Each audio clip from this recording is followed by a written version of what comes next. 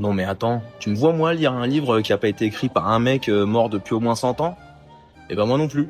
Et pourtant, La femme de ménage de Freida McFadden, je l'ai dévoré. Et ça, je l'avais pas vu venir. Ce livre sur le papier, il a tout pour que je me casse. C'est le genre de bouquin que tu vois partout, tout le monde en parle, tout le temps, dans tous les tops, sur toutes les tables, sur tous les réseaux, comme si depuis des mois, la littérature entière avait décidé de vivre dans une cuisine américaine.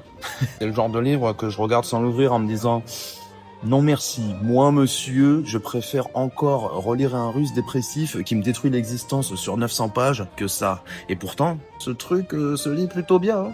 Du moins aussi bien qu'on regarde un sale film sur Netflix entre minuit et 2. Au début je me suis dit, allez, juste un chapitre.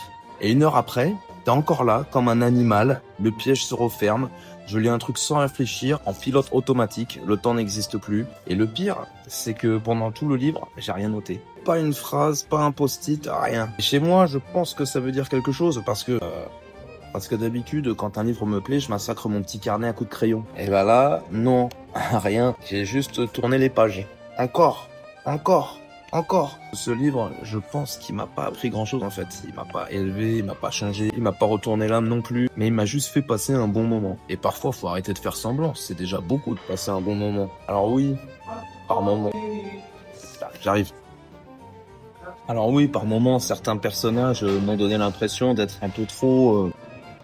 Tu sens que c'est pas le crime et le châtiment nouvelle génération, hein, on va pas se mentir. Mais c'est pas le but. Le but, c'est que tu te dises, bon, encore un chapitre. Et sans te rendre compte, tu viens d'avaler 100 pages. Pour un livre que j'aurais jamais dû aimer, j'ai passé un bien meilleur moment que prévu. Comme quoi, parfois même un livre qui ne te laisse rien, façon de parler, peut quand même te donner envie de ne pas le refermer. Et même sur les dernières pages, je me suis surpris, j'ai juste fermé le bouquin en disant, ah là, suivi d'un gros mot. Ça finit par l'op.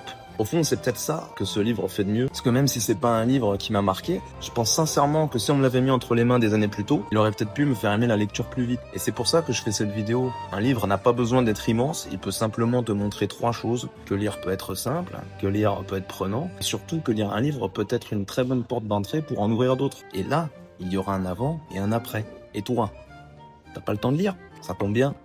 Moi non plus.